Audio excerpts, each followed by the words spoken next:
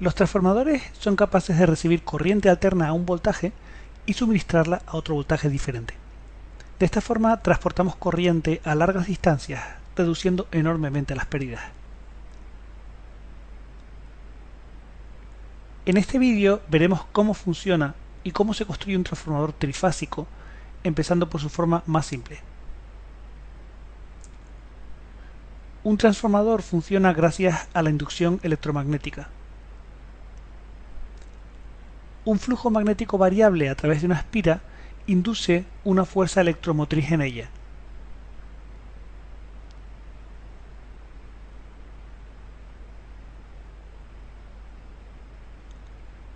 Una forma de disponer de un flujo magnético variable es pasar una corriente alterna a través de una bobina. Un conductor por el que pase una corriente produce un campo magnético a su alrededor. El campo magnético producido por un arrollamiento será como se muestra aquí. Como la corriente varía por ser alterna, el campo magnético asociado a ella también cambia.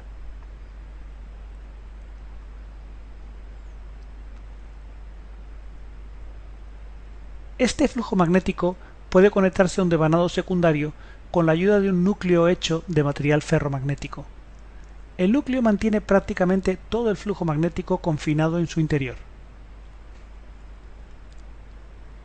De nuevo actúa la inducción, pues el campo magnético variable inducirá una fuerza electromotriz en el devanado secundario.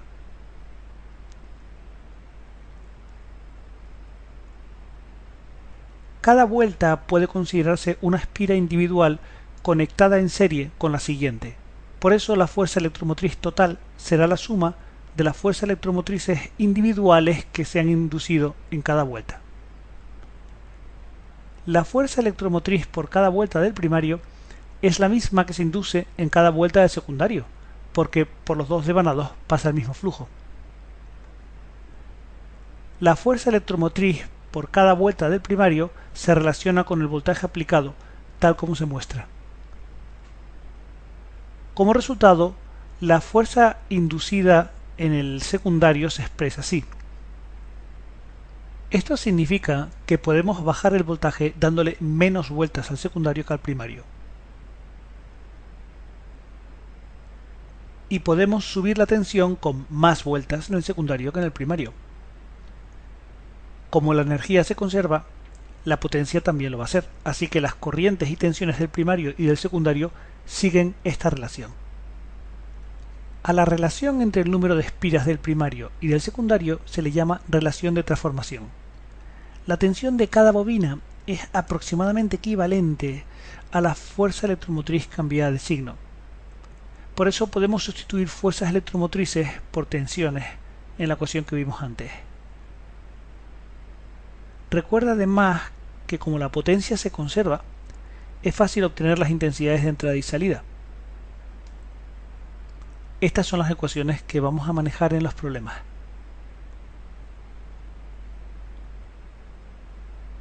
Los transformadores trifásicos usan tres transformadores monofásicos como este. Además, en cada fase la configuración primario-secundario cambia un poco. Aquí los devanados primario y secundario se solapan. Sea primario o secundario, el arrollamiento de mayor voltaje va por fuera. Para el vídeo y responde cómo sabemos que el devanado rojo es el de mayor voltaje.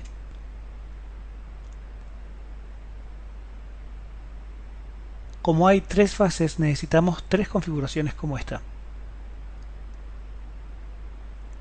Los transformadores que manejan grandes potencias usan habitualmente un tipo de devanado conocido como arrollamiento en disco. Cada disco se conecta en serie con el siguiente. Se alternan conexiones por fuera y por dentro.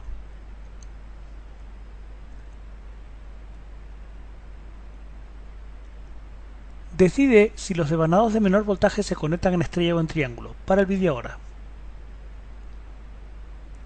Están en triángulo. ¿Cómo están conectados los de mayor voltaje? Para el vídeo de nuevo.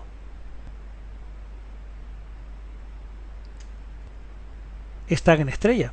Así se consigue una diferencia de voltaje todavía mayor, concretamente raíz de 3 veces mayor. Además, la conexión en estrella en la salida de un transformador elevador permite sacar no solamente los 3 cables de la fase, sino también un cuarto cable, el neutro. La carcasa del transformador se conecta a tierra.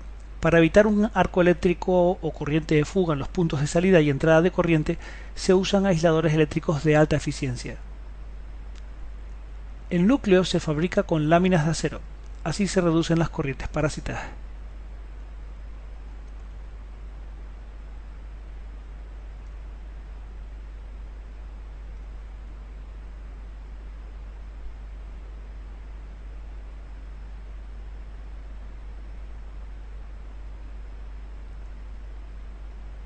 Como vimos, el bobinado de bajo voltaje se dispone normalmente por dentro. Como las máquinas rotativas, los transformadores tienen pérdidas del hierro, es decir, las debidas a los ciclos de histéresis y a las corrientes parásitas, y pérdidas del cobre por efecto Joule. Estas pérdidas producen calor. El transformador suele sumergirse en aceite refrigerante para disipar ese calor. El aceite disipa el calor por convección natural, ayudado por aletas de refrigeración.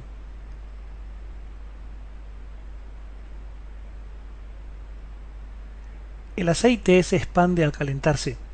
El contenedor reventaría si no fuera por un depósito de expansión que absorbe los cambios de volumen. Como en cualquier máquina eléctrica, en un transformador existen dos tipos fundamentales de pérdidas, en el cobre y en el hierro.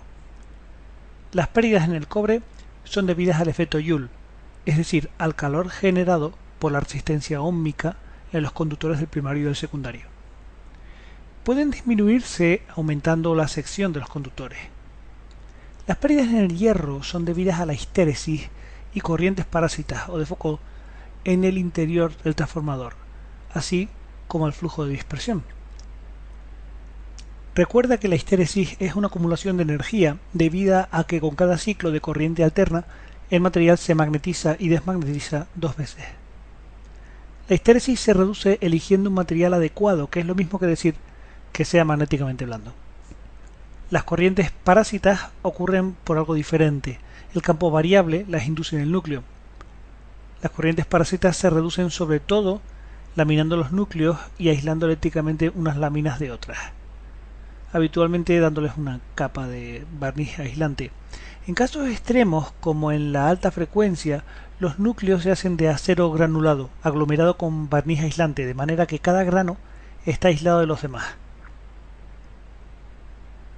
Pero las corrientes parásitas también pueden disminuirse eligiendo un material para el núcleo que no sea muy buen conductor, es decir, aumentando su resistividad.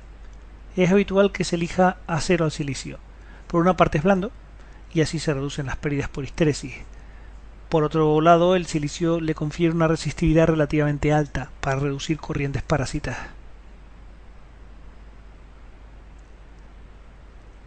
Otra pérdida que tenemos que considerar es el flujo magnético de dispersión. El flujo disperso es una pequeña fracción de flujo que no va por el núcleo. Lógicamente representa pérdidas magnéticas. Se puede reducir con un diseño geométrico adecuado del núcleo. Eso se hace de muchas formas. Por ejemplo, montando los dos arrollamientos en la misma columna, o todavía mejor, solapándolos, es decir, montándolos concéntricamente como acabamos de ver. También puede redondearse las esquinas del núcleo. Otra posibilidad es construir pantallas magnéticas que eviten la dispersión. Los transformadores son máquinas estáticas, así que no tienen pérdidas mecánicas. Las otras máquinas eléctricas que estudiamos en este curso, las máquinas rotativas, sí que las tienen. Vamos a nombrarlas y así completamos nuestra visión de las pérdidas en máquinas eléctricas. Las pérdidas mecánicas se deben a rozamiento y ventilación.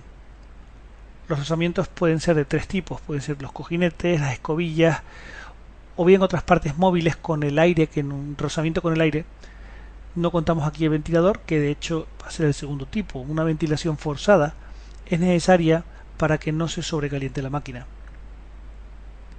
En las máquinas rotativas puede reducirse el flujo de dispersión reduciendo el entrehierro, es decir, acercando el rotor al estator hasta que casi se rocen.